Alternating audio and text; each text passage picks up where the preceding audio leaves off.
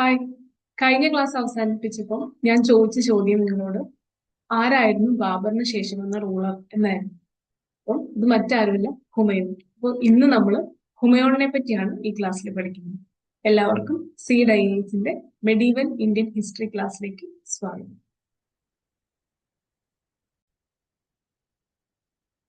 അപ്പോൾ ഹുമയൂണിനെ പറ്റി പറയുകയാണെങ്കിൽ അദ്ദേഹം രണ്ട് ഫേസ് ആയിട്ടാണ് ഇന്ത്യ ഭരിച്ചത്. ഒരു കണ്ടിന്യൂസ് ആയിട്ട് ഇന്ത്യയിൽ ഭരിക്കാനായിട്ട് അദ്ദേഹത്തിന് പറ്റിയില്ല.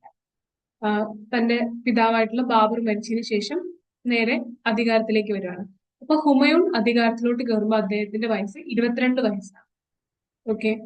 ആൻഡ് ഇപ്പം ജസ്റ്റ് പറയാൻ വേണ്ടി മാത്രം, അത് പഠിക്കേണ്ട ഒരു ആവശ്യമില്ലാത്തൊരു കാര്യമാണ്. He was born in which date, like March 6, 1508 ഇദ്ദേഹം ജനിക്കുന്നത്. കിങ് ആവുമ്പോൾ ഇദ്ദേഹത്തിന്റെ വയസ്സ് ഞാൻ പറഞ്ഞു 22 വയസ്സാണ്. And he ruled in two phases, 1530 to 1540 AD വരെയും ഭരിച്ചു. അതിനുശേഷം എന്താ പറയാ, ഒരു ബ്രേക്ക് വരികയാണ്. കാരണം ഇദ്ദേഹത്തിന് ഷേർഷാ സൂരി എന്ന് പറയുന്ന മറ്റൊരു രാജാവ്, അഫ്ഗാൻ റൂളർ, ഇദ്ദേഹത്തെ ഇന്ത്യയിൽ നിന്ന് ഓടിക്കും. മനസ്സിലായോ? അപ്പം ആദ്യം റൂൾ ചെയ്തത് 1530 ടു 1540. അതിനുശേഷം ഇന്ത്യയിൽ മുഗൾസ് ഇല്ല. ലൈക് 1540 ടു 1555 വരെ ഇന്ത്യയിൽ മുഗൾസ് ഇല്ല, 15 വർഷം. ഓക്കെ. അന്നേരം ഇന്ത്യയിൽ ആ ഒരു ഏരിയ മൊത്തം ഭരിക്കുന്ന ഷേർ ഷാ സൂരി എന്ന് പറയുന്ന സുർ ഡൈനാസ്റ്റിയിലെ ഒരു പവർഫുൾ കിങ് ആണ്. ഓക്കെ. അതിനുശേഷം ഷേർഷാ സൂരി മരിച്ചു. അദ്ദേഹത്തിന്റെ മകൻ കുറച്ചാൾ ഭരിക്കും. മകൻ വളരെ വീക്ക് ആയിട്ടുള്ള റൂളറാണ്. അദ്ദേഹത്തെ തോൽപ്പിച്ചുകൊണ്ട് നമ്മുടെ ഹുമയൂൺ തിരിച്ചു വരും 1550. പിന്നെ തിരിച്ചു വന്നിട്ട് അദ്ദേഹത്തിന് ഒരു വർഷം ഭരിക്കാനേ പറ്റുള്ളൂ. 1555 ടു 1556 CE വരെയുള്ള ഒരു ടൈം പീരീഡിൽ ഹുമയൂൺ തിരിച്ചു വന്ന് ഭരിക്കും. ക്ലിയർ ആണല്ലോ? അപ്പം ആദ്യം ഭരിക്കുന്നത് 1530 ടു 1540 വരെ, പിന്നീട് 1555 ടു 1556. നോക്കാം. ഇപ്പൊ നമ്മുടെ ഹുമയൂൺ ഇന്ത്യ ഭരിച്ചിരുന്നു എന്നുള്ളത് 10 വർഷം ഭരിച്ചിരുന്നു. ഈ ഭരിച്ചിരുന്ന സമയത്ത് ഇദ്ദേഹത്തിന്റെ ഭരണം അത്ര സുഖകരമായിരുന്നില്ല. കാരണം ഇദ്ദേഹത്തിന് ഒത്തിരി പ്രശ്നങ്ങൾ ഫേസ് ചെയ്യേണ്ടി വന്നു. മെയിൻ ആയിട്ടൊരു പ്രശ്നം എന്ന് വെച്ച് കഴിഞ്ഞാൽ ഇദ്ദേഹത്തിന്, ഞാൻ പറഞ്ഞ പോലെ, നമ്മുടെ ബാബർ ഇവിടുന്ന് യുദ്ധം അവസാനിപ്പിച്ച് പോകുമ്പോൾ അല്ലെങ്കിൽ പോകുന്ന സമയത്ത് ബംഗാൾ ബീഹാർ ഏരിയ ആരുടെ കീഴിലായിരുന്നു? അഫ്ഗാൻ റൂളേഴ്സിന്റെ കയ്യിലായിരുന്നു. അവർക്ക് ഭരണം അവരായിട്ട് യുദ്ധം ചെയ്ത് ബാബർ ജയിച്ചിട്ട് അവർക്ക് തന്നെ ഭരണം തിരിച്ചേൽപ്പിച്ചിട്ടാണ് ബാബർ പോകുന്നത്. ആ പോകുന്ന വഴിക്കാണ് ഇദ്ദേഹം മരിക്കുന്നത്. സോ അപ്പം ആ ബംഗാൾ ബീഹാർ റീജിയനിൽ ഇപ്പോഴും ഭരിക്കുന്നത് ആര് തന്നെയാണ്? അഫ്ഗാൻ റൂളേഴ്സ്. അപ്പൊ അതിൽ ഇമ്പോർട്ടന്റ് അല്ലെങ്കിൽ പവർഫുൾ കിങ് ആയിരുന്നു നേരത്തെ പറഞ്ഞ പോലെ ഷേർഷാ സുരി. അപ്പൊ ഷേർഷാ സുരിയുടെ ഭാഗത്തു നിന്ന് നല്ല രീതിയിൽ അറ്റാക്ക് നമ്മുടെ ഹുമയൂൺ അനുഭവിക്കുന്നുണ്ട്, അദ്ദേഹം ഭരിച്ചുകൊണ്ടിരിക്കുന്ന 10 വർഷം. ഓക്കെ. അതിനോടൊപ്പം ഗുജറാത്ത് ഏരിയയിൽ ബഹാദൂർ ഷാ എന്ന് പറയുന്ന മറ്റൊരു രാജാവുണ്ട്. അദ്ദേഹത്തിന്റെ കയ്യിൽ നിന്ന് നല്ല രീതിയിൽ അറ്റാക്ക് ഫേസ് ചെയ്യാണ് നമ്മുടെ ഹുമയൂൺ. അപ്പൊ രണ്ടുപേരാണ്. ഒന്ന് ഷേർഷാ സുരി ഫ്രം ബംഗാൾ ബീഹാർ ആ ഒരു ഭാഗത്തു നിന്നും, അതുപോലെ നമ്മുടെ ഗുജറാത്ത് ഏരിയയിൽ നിന്ന് ബഹാദൂർ ഷാ എന്ന് പറയുന്ന മറ്റൊരു രാജാവ്. ഇവർ രണ്ടുപേരും ഈക്വലി ഇദ്ദേഹത്തെ എന്ത് ചെയ്യാം, അറ്റാക്ക് ചെയ്തുകൊണ്ടിരിക്കും, ഇദ്ദേഹത്തിന്റെ ആ ഏരിയയും കൂടെ പിടിച്ചെടുക്കാൻ വേണ്ടി. പ്ലസ് ബാബർ റൂൾ ചെയ്ത അത്രയും ഏരിയ നമ്മുടെ ഹുമയൂണിന്റെ കയ്യിൽ കൺട്രോൾ ചെയ്യാനില്ല. കാരണം തിമൂറിഡ് ഡൈനാസ്റ്റിയുടെ ഒരു കീഴ്വഴക്കം അനുസരിച്ച് ഇപ്പം നമുക്കൊരു ഡൈനാസ്റ്റി അല്ലെങ്കിൽ ഒരു ഏരിയ ഉണ്ടെങ്കിൽ അത് എത്ര ആൺമക്കളുണ്ടോ അവർക്ക് എല്ലാവർക്കുമായിട്ട് ഈക്വലി ഭാഗം ചെയ്തു കൊടുക്കണം. മനസ്സിലായോ? ഈക്വലി ഡിവൈഡ് ചെയ്ത് കൊടുക്കണം. സ്വത്ത് പാർട്ടീഷൻ ചെയ്യുന്ന പോലെ നമ്മൾ ഭരിക്കുന്ന ടെറിട്ടറി ഈക്വലി ഡിവൈഡ് ചെയ്ത് കൊടുക്കണം. അങ്ങനെ ഈ ബാബറിന്റെ 4 ആൺമക്കൾക്കായിട്ട് അദ്ദേഹം ഭരിച്ചിരുന്ന ഏരിയ ഡിവൈഡ് ചെയ്ത് കൊടുത്തു. അപ്പൊ ഹുമയൂണിന് കിട്ടിയ ഏരിയ ഏതൊക്കെയാണ്? ഡൽഹി, ആഗ്ര, സംബൽ, ആ ഒരു റീജിയനാണ് നമ്മുടെ ഹുമയൂൺ ഭരിക്കുന്നത്. അദ്ദേഹത്തിന്റെ മറ്റൊരു സഹോദരൻ കമ്രാൻ മിർസയ്ക്ക് കിട്ടിയതാണ് കാബൂൾ കാണ്ഡഹാർ, ആ ഒരു ഏരിയ. കാബൂൾ കാണ്ഡഹാർ സഹോദരനായിട്ടുള്ള കാമ്രാൻ മിർസയ്ക്ക് കിട്ടി. അടുത്ത അസ്കാരി മിർസ, അദ്ദേഹത്തിന് സാമ്പൽ, ലേറ്റ് റോഹിൽഖണ്ഡ് റീജിയൻ ഒക്കെ കിട്ടി. ഓക്കെ. നെക്സ്റ്റ് ഹിന്ദാൽ മിർസ, ആൾവാർ, ഈ ഒരു ഏരിയ. അതായത് ഈ നമ്മുടെ കാബൂൾ കാണ്ഡഹാറാണ് അഫ്ഗാനിലുള്ളൂ, ബാക്കിയെല്ലാം ഈ ഡൽഹി ആ ഒരു ചുറ്റുവട്ടത്തുള്ള ഏരിയാസ് ആണ്. ഓക്കെ. ഇത്രയും ഓർത്തു വെച്ചാൽ മതി. ക്ലിയർ ആണല്ലോ? അതായത് ഫുൾ ലൈക്ക് ബാബർ റൂൾ ചെയ്ത അത്രയും ഏരിയ ഭരിക്കാനായിട്ട് ഹുമയൂണിന്റെ കയ്യിൽ ഉണ്ടായിരുന്നില്ല. ബ്രദേഴ്സ് ആയിട്ട് ഈ ടെറിട്ടറി സ്പ്ലിറ്റ് ആയി പോയിട്ടുണ്ട്. ആൻഡ് ഇവരുടെ പേരൊന്നും നിങ്ങൾ പഠിച്ചു വെക്കേണ്ട, ഞാൻ നിങ്ങൾക്ക് അറിവിനായിട്ട് ജസ്റ്റ് പറഞ്ഞു തന്നേ ഉള്ളൂ. ക്ലിയർ അല്ലേ? ഓക്കെ. അപ്പൊ ഹുമയൂൺ ഭരിക്കുന്ന area proper Delhi, Agra region ആണ് ഇപ്പൊ ഹുമയൂൺ ഭരിച്ചുകൊണ്ടിരിക്കുന്നത്. ഇത്രയും ക്ലിയർ ആണല്ലോ? ഇനി നമുക്ക് ബാക്കി.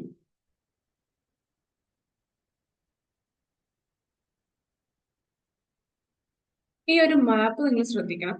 ഇനി എന്താ പറയാ, നമുക്ക് നെക്സ്റ്റ് സ്ലൈഡ്സും കൂടെ നോക്കിയിട്ട് നമ്മൾ ഈ മാപ്പിലോട്ട് തിരിച്ചു വരും. ഓക്കെ.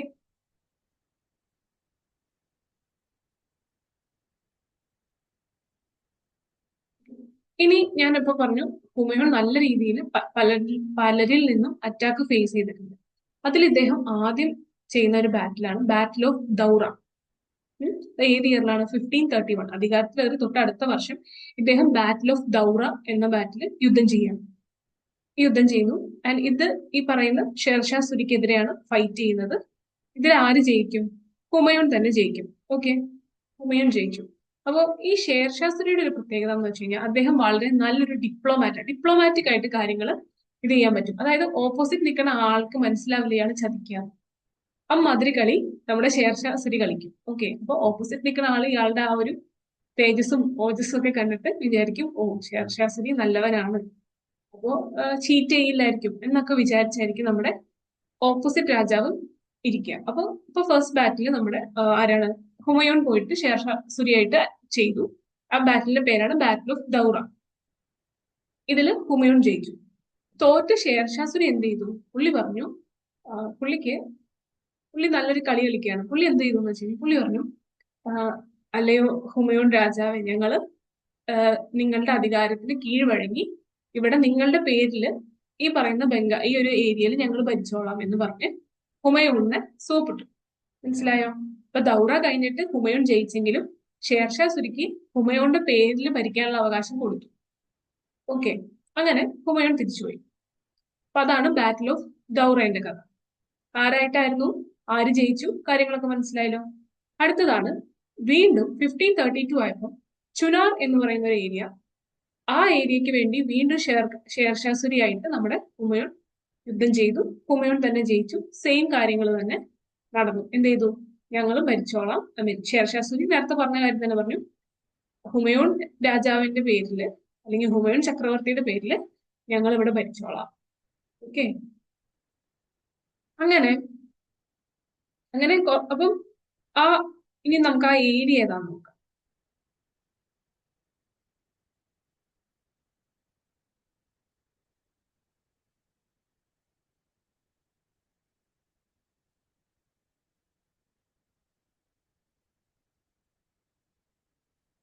അപ്പൊ ഈ ഒരു ബീഹാറിലൊക്കെ വരുന്ന ഒരു ഏരിയ ആണ്. ഈ ഭാഗത്താണ് ഞാനിപ്പോ പറഞ്ഞ നമ്മുടെ ഷേർഖാനായിട്ട് അല്ലെങ്കിൽ ഷേർഷാ സുരി ആയിട്ട് യുദ്ധം ചെയ്യുന്നത് ഈ ഒരു ഏരിയ വെച്ചിട്ടാണ്. ക്ലിയർ ആണല്ലോ? ഓക്കെ.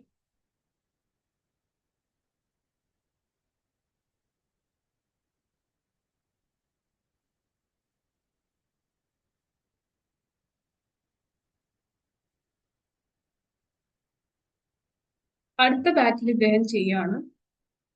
Next 1535 battle of ചാമ്പന്നൂർ. ചാമ്പന്നൂർ എന്ന് പറയുന്നത് ഗുജറാത്തിലൊരു ഏരിയ.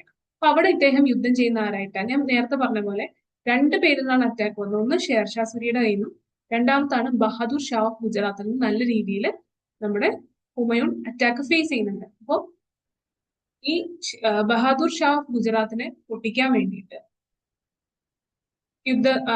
അല്ലെങ്കിൽ അയാളുടെ കയ്യിൽ നിന്ന് സ്ഥലം പിടിച്ചെടുക്കാൻ വേണ്ടിയിട്ട് ബാറ്റിൽ ഓഫ് ചാമ്പനീർ 1535 ഹുമയൂൺ നടത്തുന്നുണ്ട്. ക്ലിയർ ആണല്ലോ? ഈ ബാറ്റിൽ എന്ത് പറ്റുമെന്ന് വെച്ച് കഴിഞ്ഞാൽ ഹുമയൂൺ തന്നെ ജയിക്കും. ഓക്കെ, ബഹാദൂർ ഷാന്റെ കയ്യിൽ നിന്ന് ആ ഗുജറാത്ത് ഏരിയ ഹുമയൂൺ പിടിച്ചെടുക്കും. ക്ലിയർ ആണല്ലോ? ഓടിച്ചു വിടും. നേരത്തെ പോലെ ഷേർഷാ സുരിക്ക് സ്ഥലം കൊടുത്തതുപോലെ, ഷേർഷാ സുരി അല്ലെങ്കിൽ ഷേർഖാൻ രണ്ടും ഒന്നാണ്. അപ്പൊ ഷേർഷാ സുരിക്ക് സ്ഥലം ഭരിക്കാൻ ഏൽപ്പിച്ച പോലെ ഇവിടെ ഏൽപ്പിക്കൊന്നുമില്ല. ബഹാദൂർ ഷാനെ നാട് കടത്തും. ഓക്കെ, നാട് കടത്തി ഹുമയൂൺ ആ ഒരു ഏരിയ പിടിച്ചടക്കിയിട്ട് എന്ത് ചെയ്യും? ഇദ്ദേഹത്തിന്റെ ഞാൻ കഴിഞ്ഞ സ്ലൈഡിൽ പറഞ്ഞ ഒരു ബ്രദർ ഉണ്ടല്ലോ, അസ്കാരി മിർസ. ഈ അസ്കാരി മിർസയ്ക്ക് ഈ പറയുന്ന ഗുജറാത്തിന്റെ ഈ ഏരിയ ഭരിക്കാൻ ഏൽപ്പിച്ചിട്ട് നമ്മുടെ ഹുമയൂൺ തിരിച്ചു പോകും. ക്ലിയർ ആണോ? അപ്പൊ ബാറ്റിൽ ഓഫ് ചാമ്പനീർ എന്ന് പറഞ്ഞ ഗുജറാത്ത് ഏരിയ ബഹാദൂർ ഷായുടെ കയ്യിൽ നിന്ന് പിടിച്ചെടുക്കാൻ വേണ്ടി ഹുമയൂൺ നടത്തുന്ന ബാറ്റിലാണ്. അതില് ഹുമയൂൺ ജയിക്കും, ബഹാദൂർ ഷാനെ ഓടിച്ചു വിട്ടിട്ട് അസ്കാരി മിർസ എന്ന തന്റെ ബ്രദറിന് ഹുമയൂൺ ഈ ഏരിയ റൂൾ ചെയ്യാനായിട്ട് കൊടുക്കും. ഓക്കെ, പിന്നെ കുറച്ചു കാലം, വളരെ കുറച്ച് ദിവസങ്ങൾ അസ്കാരി മിർസയ്ക്ക് ഭരിക്കാൻ പറ്റുന്നുണ്ട്.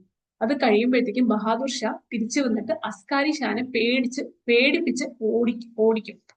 അസ്കാരി ഷാ അത്ര വലിയ പവർഫുൾ റൂളർ ഒന്നുമല്ല. പുള്ളി എന്ത് ചെയ്തു? പുള്ളീനെ വന്നിട്ട് ബഹാദൂർ ഷാ പേടിപ്പിച്ചിട്ട് ഇവിടുന്ന് ഓടിച്ചു വിടുക. അപ്പം അസ്കാരി ഷാ കഥയ്ക്ക് വേണ്ടി ഞാൻ കുറച്ച് മസാല ആഡ് ചെയ്ത് പറയാം. അസ്കാരി ഷാ കരഞ്ഞുകൊണ്ട് രാജ്യം വിട്ട് ഓടി.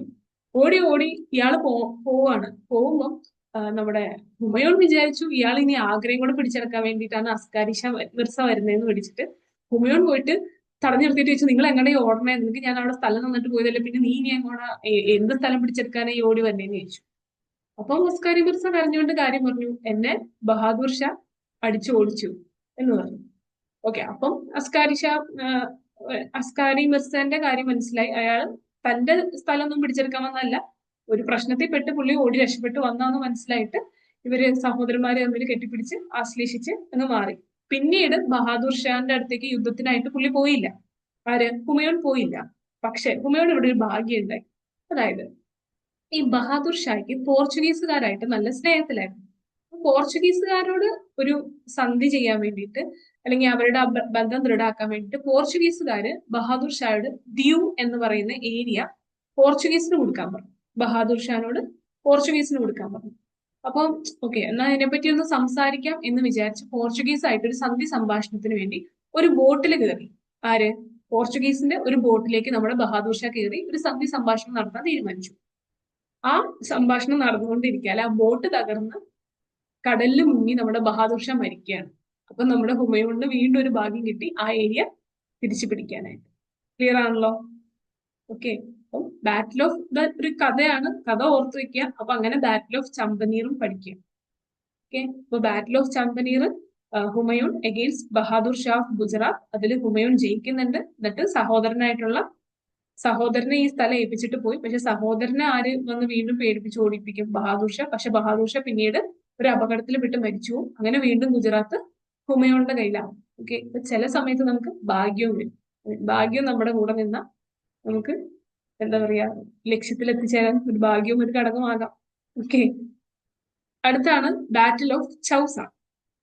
ഇത് ആരായിട്ടാണ്? ഷേർഷാ സൂരിയായിട്ട്. ഓക്കെ, ഈ ബാറ്റിൽ ഓഫ് ചൗസ നടക്കുന്നതിന് തൊട്ടു മുന്നേ ഒരു വർഷം, അത് ഞാൻ ജസ്റ്റ് ഒരു മിനിറ്റ് ഞാനത് ബാറ്റിൽ ഓഫ് ഗൗർ എന്ന് പറയുന്നത് ഇത് 1539 അപ്പോ ഞാൻ അവിടെ ഇതില് ആഡ് ചെയ്യാൻ വിട്ടുപോയതാണ്. 1538 ഒന്ന് എഴുതട്ടെ കേട്ടോ.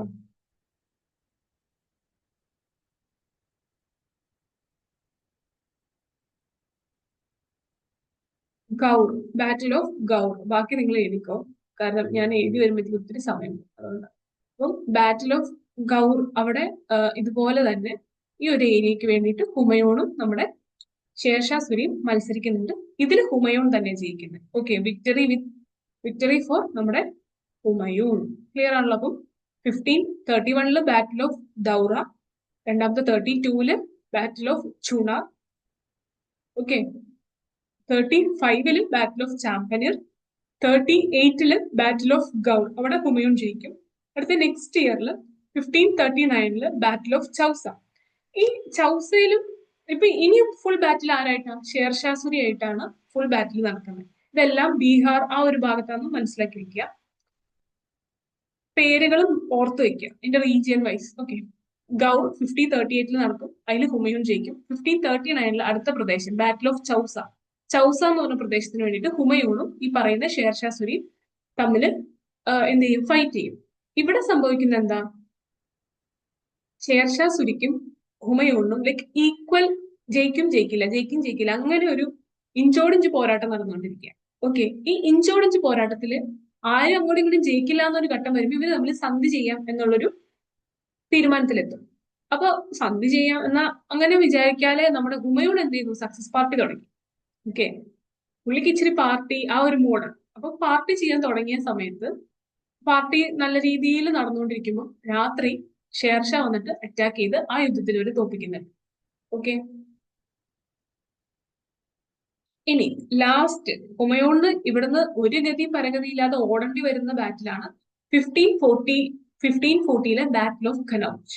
ഇതില് ഷേർഷാ സൂരി വൻ പരാജയപ്പെടുത്തലായിരുന്നു നമ്മുടെ ഹുമയൂണിനെ. ഹുമയൂണിനെ അങ്ങോട്ട് ഇല്ലാതാക്കി കളഞ്ഞു. അമ്മാതിരി ഒരു ഫൈറ്റ് ആണ് ബാറ്റിൽ ഓഫ് കനോജില് ഷേർഷാ സൂരി നടത്തിയത്. ഇതില് ഹുമയൂൺ അദ്ദേഹത്തിന്റെ രാജ്യവും എല്ലാം നഷ്ടപ്പെട്ട് ഇവിടുന്ന് ഒളിച്ചോടി പോകേണ്ടതായിട്ട് വന്നു. ക്ലിയർ ആണോ? ഓക്കെ. അപ്പം ഇത്രയൊക്കെയാണ് നമ്മുടെ ബാറ്റിൽ ഓഫ് ഗൗർ ഓർക്കണ്ടല്ലോ. അപ്പൊ ഇത്രയൊക്കെയാണ് നമ്മുടെ main battle fought by Humayun. ഏതൊക്കെയാണ്? First battle of Daura Sher Shah ആയിട്ട് 1531, ബാറ്റിൽ ഓഫ് ചുനാർ 32 സെയിം മനുഷ്യനായിട്ട്. ഇതൊക്കെ ഹുമയൂൺ ജയിച്ചു. ബാറ്റിൽ ഓഫ് ചാമ്പലിയറിൽ 35 ആര് ജയിച്ചു? ഹുമയൂൺ തന്നെ. ആർക്കെതിരെ? ബഹാദൂർ ഷാ ഓഫ് ഗുജറാത്തിനെതിരെ. 38 ഗൗർ, അവിടെ ഹുമയൂൺ ജയിക്കുന്നു. 39 ഈക്വൽ ആയിരുന്നു, പക്ഷെ വീണ്ടും ഒരു ചതിയിലൂടെ പറയുന്ന ഷേർഷാ സൂരി വിജയിച്ചു എന്ന് വേണമെങ്കിൽ പറയാം. അല്ലെങ്കിൽ എന്താ പറയാ, ഒരു കാര്യം ഉറപ്പിക്കുന്നതിന് മുന്നേ പാർട്ടി ചെയ്യാൻ പോകരുതെന്ന് വേണമെങ്കിൽ പറയാം. ഓക്കെ. അപ്പൊ ബാറ്റിൽ ഓഫ് ചൗസ. അതിനുശേഷം കംപ്ലീറ്റ് ആയിട്ട് രാജ്യം നഷ്ടപ്പെട്ട ബാറ്റിലാണ് ബാറ്റിൽ ഓഫ് കനൗജ്. ആർക്ക്? ഹുമയൂണിന് കംപ്ലീറ്റ് ആയിട്ട് രാജ്യം നഷ്ടപ്പെടുകയാണ് 1540 ബാറ്റിൽ ഓഫ് കനൗജ്. ഓക്കെ. ഇത്രയും ക്ലിയർ ആണല്ലോ? ഇത് ഞാൻ വായിക്കട്ടെ കേട്ടോ, അല്ലെങ്കിൽ നെക്സ്റ്റ് സ്ലൈഡിൽ ഇത് എങ്ങനെ കിടക്കും. ഓക്കെ. അപ്പൊ ഞാൻ പറഞ്ഞു ബാറ്റിൽ ഓഫ് കനൗജിൽ ഇങ്ങനെ അമ്പെ പരാജയപ്പെട്ടു. പുള്ളിക്ക് രാജ്യം വിട്ട് ഓടേണ്ടി വന്നു. ഇനി ആ ഓടിയ വഴി എന്താന്ന് നമുക്ക് നോക്കാം.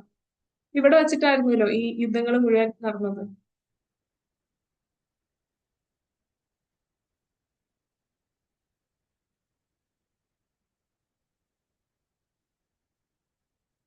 അപ്പം കനൗജ്, ഇപ്പൊ ഇവിടെ നോക്കിക്കഴിഞ്ഞ് കഴിഞ്ഞാൽ ഗൗർ കാണാൻ പറ്റും. ഓക്കെ. ഈ ഗൗർ ഇവിടെയൊക്കെയാണ് അദ്ദേഹം പിടിച്ചടക്കിയത്. ഗൗർ ഒക്കെ പിടിച്ചടക്കി. പിന്നെ ചൗസ, അത് ചുനാർ ഇതാണ്. ഗൗർ ഇവിടെ ചൗസ ഭാഗത്തു നിന്നൊക്കെ യുദ്ധത്തിൽ തോറ്റുപോയി. ആൻഡ് പുള്ളി എന്ത് ചെയ്തു? ഇവിടെ നോക്കിക്കഴിഞ്ഞു കഴിഞ്ഞാൽ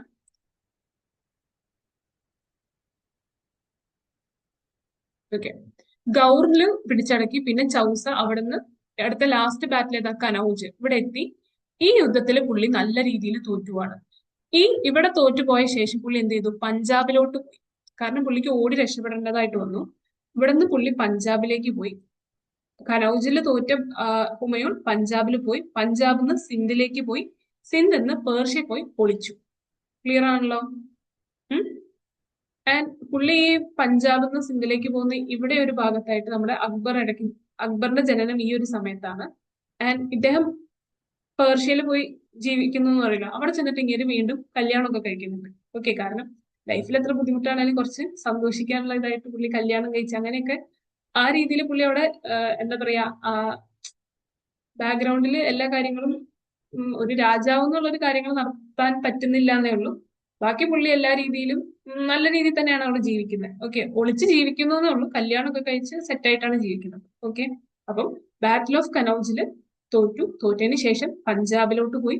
അവിടുന്ന് ഇങ്ങോട്ട് പോയി സിന്ധിൽ പോയി. അപ്പൊ സിന്ധിൽ ഇദ്ദേഹത്തിന്റെ ഒരു ബ്രദർ ഭരിക്കുന്നില്ലേ, അദ്ദേഹത്തോട് ചോദിച്ചു എന്നെ ഒന്ന് സഹായിക്കാമോ, അല്ലെങ്കിൽ എന്തെങ്കിലും ചെയ്യാമോ എന്ന് ചോദിച്ചു. പക്ഷെ പുള്ളിക്ക് വലിയ കാര്യമൊന്നുമില്ല. കാരണം പുള്ളിക്ക് ഈ സിന്ധും പിടിച്ച് നിന്നിട്ട് നിന്നാ മതി, അല്ലെങ്കിൽ കാബൂൾ ആ ഒരു ഏരിയയിലൊക്കെ ഭരിച്ച് അങ്ങനെ നിന്നോളാം, ഞാൻ സഹായിക്കൊന്നുമില്ല എന്ന് പറഞ്ഞ് പുള്ളിനെ ഈ ഹുമയൂണിന്റെ ബ്രദർ ഹുമയൂണിനെ സപ്പോർട്ട് ചെയ്തില്ല. ഹുമയൂൺ വീണ്ടും ഇങ്ങോട്ട് ഓടി, പേർഷ്യയിലോട്ട് ഓടി. പിന്നെ ഒരു 15 വർഷം പേർഷ്യയിലാണ് അദ്ദേഹം ജീവിക്കുന്നത്.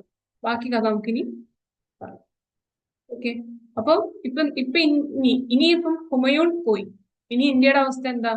ഇവിടെ ഹുമയൂൺ എന്ന് പറയുന്ന ഒരാള് ഇല്ല, അല്ലെങ്കിൽ മുഗൾ എംപയർ ഇപ്പൊ ഇവിടെ ഇല്ല.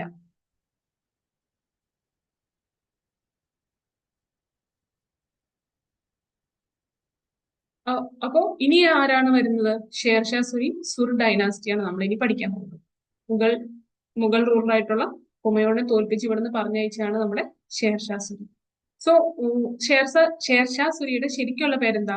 ഫരീദ് ഖാൻ എന്നാണ് അദ്ദേഹത്തിന്റെ ശരിക്കുള്ള പേര്. And he rule between 1540 to 45. 5 വർഷമാണ് അദ്ദേഹം ശരിക്കും പറഞ്ഞു കഴിഞ്ഞാൽ ഇന്ത്യയിൽ ഭരിച്ചിട്ടുള്ളൂ. 1540 to 1545 ഇന്ത്യ ആ ഒരു നോർത്ത് ഇന്ത്യ ഫുള്ളി എടുത്ത് ഭരിച്ചത് ആ ഒരു 5 വർഷക്കാലാണ്, ഹുമയൂണിനെ ഇവിടുന്ന് ആട്ടി ഓടിച്ചതിന് ശേഷം. ആൻഡ് ക്യാപിറ്റൽ ആയിട്ട് ഇദ്ദേഹം ഇനീഷ്യലി എടുത്ത സ്ഥലം സസാരമാണ്. പിന്നീട് ഡൽഹി ക്യാപിറ്റലായിട്ട് റൂൾ ചെയ്തു. പിന്നെ അദ്ദേഹത്തിന്റെ ടെറിട്ടറീസ് എന്ന് പറയുന്നത് ബംഗാൾ, ബീഹാർ, ഡൽഹി, പഞ്ചാബ്, മാൾവ, ഇവൻ രാജസ്ഥാന്റെ പാർട്സും ഇദ്ദേഹം റൂൾ ചെയ്തിട്ടുണ്ട്. അപ്പൊ ഒരു ഇന്ത്യയിലെ മുഗൾ എംപയർ ഇനീഷ്യലി റൂൾ ചെയ്ത അത്രയും ഏരിയ 5 വർഷത്തേക്കാണ് ഇദ്ദേഹം ഭരിച്ചത്. അപ്പൊ ഇദ്ദേഹം ഇതിനു മുന്നേ ഉണ്ട്. അന്നേരം ഇദ്ദേഹം ഭരിക്കുന്ന എവിടെയാ? ബീഹാർ, ബംഗാൾ ഏരിയാസ്. ഓക്കെ. പിന്നീട് 5 വർഷത്തേക്ക് ഈ നോർത്ത് ഇന്ത്യ അത്യാവശ്യം ഏരിയ ഇദ്ദേഹം ഭരിക്കുന്നു. ക്ലിയർ ആണല്ലോ? ഇനി നോക്കാം.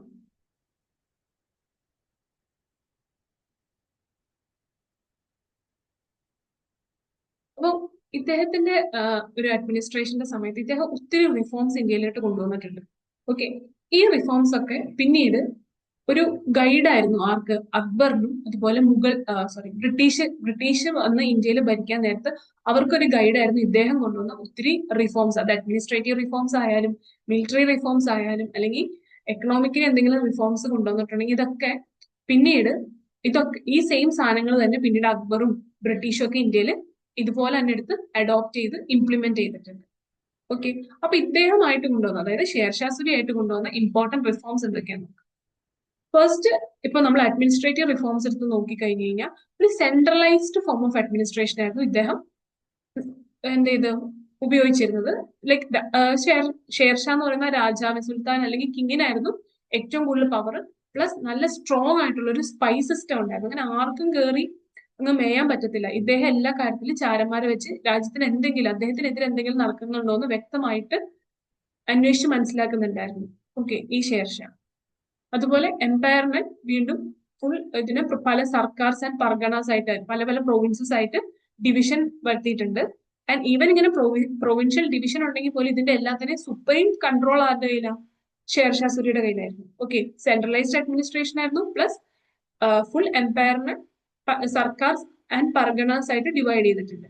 റവന്യൂ സിസ്റ്റം എന്ന് പറഞ്ഞു കഴിഞ്ഞാൽ പക്ക ലാൻഡ് മെഷർമെന്റിനെ ബേസ് ചെയ്തിട്ടായിരുന്നു ഇദ്ദേഹം റവന്യൂ വാങ്ങിച്ചിരുന്നത്. സാപ്ത സിസ്റ്റം എന്നാണ് ഇതിനെ വിളിക്കുക. ഇത് തന്നെയാണ് പിന്നീട് അക്ബറും പിന്നെ ബ്രിട്ടീഷേഴ്സും ഒക്കെ അഡോപ്റ്റ് ചെയ്യുന്ന ലാൻഡ് റവന്യൂ സിസ്റ്റം. കറക്റ്റ് ആയിട്ട് ലാൻഡ് അളന്നാണ് റവന്യൂ വാങ്ങിയിരുന്നത്. ക്ലിയർ ആണല്ലോ? മറ്റൊരു കാര്യമാണ് മിലിറ്ററി റിഫോംസ്. ഇദ്ദേഹം കൊണ്ടുവന്ന മിലിറ്ററി റിഫോംസ് ആയിരുന്നു. നല്ലൊരു സ്ട്രോങ് ആർമീനെ ഇദ്ദേഹം സ്ഥിരമായിട്ട് മെയിൻറ്റെയിൻ ചെയ്തിരുന്നു. പിന്നെ ഡൽഹി സുൽത്താനേറ്റിന്റെ സമയത്തുള്ളതുപോലെ തന്നെ സ്ട്രോങ് ആയിട്ടുള്ള എന്താ പറയാ ഹോഴ്സസിനെ ബ്രാൻഡിങ് ചെയ്തിരുന്നു. ദാഗ് സിസ്റ്റവും ചെഹ്റ സിസ്റ്റവും ഒക്കെ ഇദ്ദേഹവും ഫോളോ ചെയ്തിരുന്നു. ചെഹ്റ സിസ്റ്റം എന്താ? ഒരു biometric system for the soldiers. അപ്പൊ കറക്റ്റ് ആയിട്ട് ആ ഇതിൽ അവർ ലിസ്റ്റ് ചെയ്തിട്ട് അതനുസരിച്ച് ഇവർക്ക് കറക്റ്റ് സമയത്ത് സാലറി കൊടുക്കുമായിരുന്നു. അതായിരുന്നു ചെഹ്റ സിസ്റ്റം. മറ്റത് ദാഗ് സിസ്റ്റം എന്ന് പറഞ്ഞു കഴിഞ്ഞാൽ ഹോഴ്സിനെ കാറ്റഗറൈസ് ചെയ്യുന്ന ഒരു പരിപാടി, ലാഡ അടിച്ച് കാറ്റഗറൈസ് ചെയ്യാം.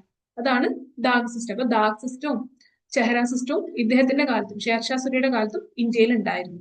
ഇനി ഇൻഫ്രാസ്ട്രക്ചറിൽ ഇദ്ദേഹം കോൺട്രിബ്യൂട്ട് ചെയ്തെന്ന് വെച്ച് കഴിഞ്ഞാൽ ഗ്രാൻഡ് ട്രങ്ക് റോഡ്, ഇത് എന്തായാലും ഓർത്തു വെക്കണേ. അത്രയും വലിയൊരു കൺസ്ട്രക്ഷൻ ഇദ്ദേഹം വരുത്തി. അതായത് ഇപ്പൊ ഗുജറാത്ത് അല്ലെങ്കിൽ ബംഗാൾ തൊട്ട് പാകിസ്ഥാൻ വരെ ഒരു ഏരിയയിലേക്ക് അത്രയും ദൂരത്തേക്ക് വലിയൊരു റോഡ് ഇദ്ദേഹം ബിൽഡ് ചെയ്തിട്ടുണ്ട്. അതിനാണ് ഗ്രാൻഡ് ട്രങ്ക് റോഡ് എന്ന് വിളിക്കുന്നത്. ക്ലിയർ ആണല്ലോ? Grand trunk road he build from Sonargaon to നമ്മുടെ പെഷവാർ വരെ ബിൽഡ് ചെയ്തു. ഇനി ഇദ്ദേഹം ഇപ്പൊ ഇത്രയും വലിയ ദൂരത്തേക്ക് വലിയൊരു റോഡ് കൺസ്ട്രക്ട് ചെയ്തു. ഈ റോഡ് കൺസ്ട്രക്ട് ചെയ്യുക മാത്രമല്ല, റോഡില് ഇടയ്ക്കിടയ്ക്ക് കുറെ എന്താ പറയാ റെസ്റ്റ് ഹൗസസ്, അതിനെ സാരായിസ് എന്ന് വിളിക്കുക, റെസ്റ്റ് ഹൗസസും ഇദ്ദേഹം കൺസ്ട്രക്ട് ചെയ്തിട്ടുണ്ട്. ആൻഡ് ഒരു എന്താ പറയാ ട്രാവലേഴ്സിന് മാക്സിമം എന്താ ട്രാവലേഴ്സിനെ മാക്സിമം സപ്പോർട്ട് ചെയ്യുന്ന ഒരു രാജാവായിരുന്നു ഇദ്ദേഹം. കാരണം ട്രാവലേഴ്സ് പോകുമ്പോൾ റെസ്റ്റ് ചെയ്യാനായിട്ട് റെസ്റ്റ് ഹൗസ് ഉണ്ട്. പ്ലസ് അവർക്ക് ഇടയ്ക്കിടയ്ക്ക് വിശ്രമിക്കണമെങ്കിൽ കുറെ ട്രീസും അതുപോലെ കുടിക്കാനായിട്ട് കിണറൊക്കെ കുഴിച്ച് റോഡിന്റെ സൈഡിലൊക്കെ ഇതൊക്കെ സെറ്റ് ചെയ്ത് കൊടുത്ത നല്ലൊരു രാജാവായിരുന്നു നമ്മുടെ ഈ പറയുന്ന ഷേർഷാ സൂരി. അപ്പൊ ഗ്രാൻഡ് ട്രങ്ക് റോഡ് എന്ന് പറയുന്നത് എവിടെ? സോനാർഗോൺ, ബീഹാർ, എനിക്കൊരു ഗുജറാത്ത് അല്ല, എപ്പോഴും ഗുജറാത്ത് വരുന്നുണ്ട്, പോട്ടെ, ബംഗാൾ ആ ഒരു ഏരിയയിൽ നിന്ന് പെഷവാർ പാകിസ്ഥാൻ വരെ വലിയൊരു ഗ്രാൻഡ് ട്രങ്ക് റോഡ് ഇദ്ദേഹം പണിയെടുപ്പിച്ചിട്ടുണ്ട്. പ്ലസ് സാരായിസ് അഥവാ റെസ്റ്റ് ഹൗസ് ഓരോ ഇത്രയും ഏരിയയിൽ പലയിടത്തായിട്ട് സാരായിസ് ഓർ റെസ്റ്റ് ഹൗസ് കൺസ്ട്രക്ട് ചെയ്തിട്ടുണ്ട്. റോഡിന്റെ ഇരുഭാഗങ്ങളിലും ട്രീസും വെൽസും ഒക്കെ സെറ്റ് ചെയ്ത് കൊടുത്തിട്ടുണ്ട്. സോ ദാറ്റ് ഈ പോകുന്ന യാത്രക്കാർക്ക് വിശ്രമിക്കാൻ പറ്റും. പിന്നീട് ഇദ്ദേഹം 1545 മരിക്കുകയാണ്. മരിക്കുന്നത് എങ്ങനെയാന്ന് വെച്ച് കഴിഞ്ഞാൽ ഇദ്ദേഹത്തിന്റെ അഫ്ഗാൻ നോബിൾസിന്റെ ഇടയിൽ തന്നെ ഒരു റിബല്യൻ ഉണ്ടാവുകയും അത് ഇദ്ദേഹത്തിന് ഹാൻഡിൽ ചെയ്യാൻ പറ്റി. പക്ഷെ അബദ്ധവശ എവിടെയോ പോയിരുന്ന് ആ എന്താ പറയാ ഈ മറ്റേ സ്ഫോടക വസ്തു പൊട്ടിത്തെറിച്ച് ഇദ്ദേഹം മരിച്ചു പോവുക ചെയ്തു. മനസ്സിലായോ? അതിലെന്തോ ഈ പടക്കത്തിന്റെ എന്തോ മരുന്നെന്തോ വെച്ചിട്ടിരുന്നു, അതറിയാതെ ഇതായി അത് പൊട്ടി അദ്ദേഹം മരിച്ചു പോകും. സോ അദ്ദേഹം യുദ്ധത്തിൽ കൊല്ലപ്പെടുകയൊന്നുമല്ല ചെയ്ത്, ഇങ്ങനെ ഒരു കയ്യബദ്ധം പറ്റി മരിച്ചു പോകുന്നതാണ് ഇദ്ദേഹത്തിന്റെ കഥ. ഓക്കെ, അപ്പൊ 1545 നമ്മുടെ ഇത്രയും വലിയൊരു റൂളർ മരിക്കുകയാണ്. ആരാണ്? ഷേർഷാ സൂരി. ഇനി അപ്പൊ അപ്പൊ പിന്നീട് ഷേർഷാ സൂരിക്ക് ശേഷം ഇദ്ദേഹത്തിന്റെ മകൻ ഭരിക്കുന്നുണ്ട് കുറച്ച് വർഷത്തേക്ക്. ആൻഡ് ആ ഭരണം എന്ന് പറഞ്ഞു കഴിഞ്ഞാൽ അത്ര അടിപൊളി ഭരണമൊന്നായിരുന്നില്ല. ഈ ഷേർഷാ സൂരിനെ പോലെ പവർഫുൾ ആയിരുന്നില്ല മകൻ. അപ്പം ഈ ഒരു അവസരം മുന്നിൽ കണ്ട് നമ്മുടെ ആള് തിരിച്ചെത്തി. ആരാണ്? ഹുമയൂൺ തിരിച്ചു വരികയാണ്. പേർഷ്യന്ന് അത്യാവശ്യം നല്ല റെസ്റ്റ് ഒക്കെ എടുത്ത് പുള്ളി തിരിച്ചെത്തി. Okay. After Sher Shah's death and decline to Sur dynasty, Humayun ഒരു ഓപ്പർച്യൂണിറ്റി കണ്ടു, രാജ്യം തിരിച്ചു പിടിക്കാനായിട്ട് ഒരു ഓപ്പർച്യൂണിറ്റി കണ്ടു. അങ്ങനെ അദ്ദേഹം ബാറ്റിൽ ഓഫ് സർഹിന്ദ് എന്ന് പറയുന്ന ബാറ്റില് സിക്കന്ദർ ഷാ സുരി എന്ന് പറയുന്ന ഷേർഷാ സുരിയുടെ മോനെ തോൽപ്പിച്ചിട്ട് ഡൽഹി റീഗെയിൻ ചെയ്തു. ക്ലിയർ ആണല്ലോ? അപ്പൊ 1555 ഷേർഷാ സുരിയുടെ മകനായിട്ടുള്ള സിക്കന്ദർ ഷാ സുരീനെ ബാറ്റിൽ ഓഫ് സർഹിന്ദിൽ തോൽപ്പിച്ചുകൊണ്ട് നമ്മുടെ ഹുമയൂൺ ക്യാപിറ്റല് തിരിച്ചു പിടിച്ചു. ക്ലിയർ അല്ലേ? ഓക്കെ.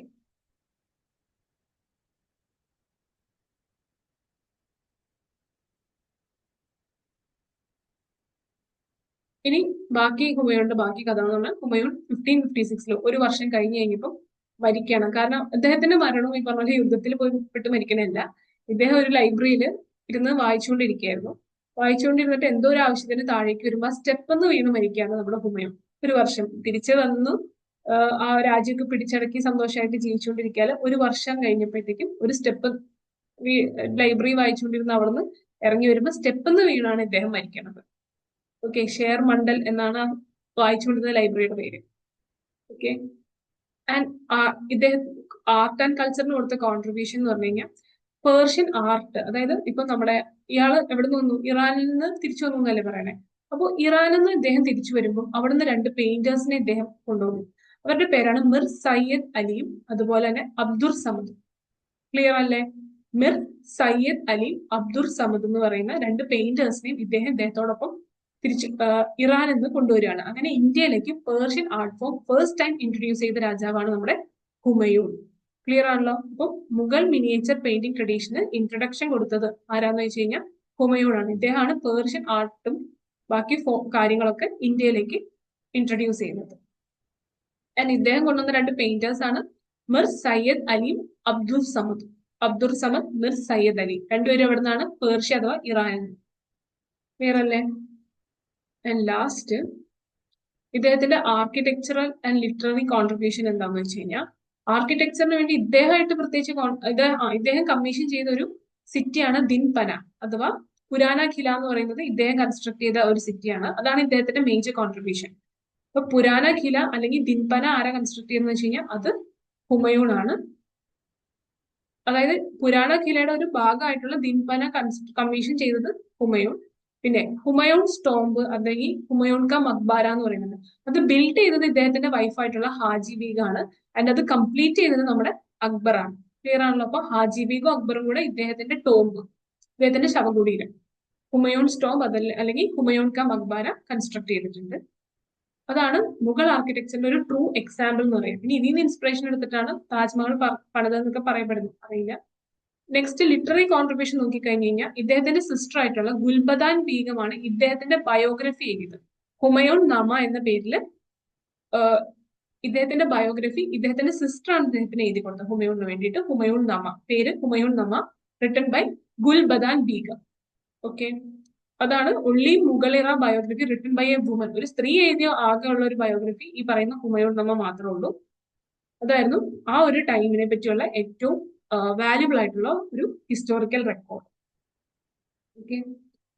അപ്പോ ഹുമയൂണിന്റെ ആ ഒരു കാലഘട്ടവും അദ്ദേഹമായിട്ട് ബന്ധപ്പെട്ട കഥകളും പിന്നെ അദ്ദേഹം ചെയ്ത യുദ്ധങ്ങളും ഒക്കെ മനസ്സിലായി എന്ന് വിശ്വസിക്കുന്നു.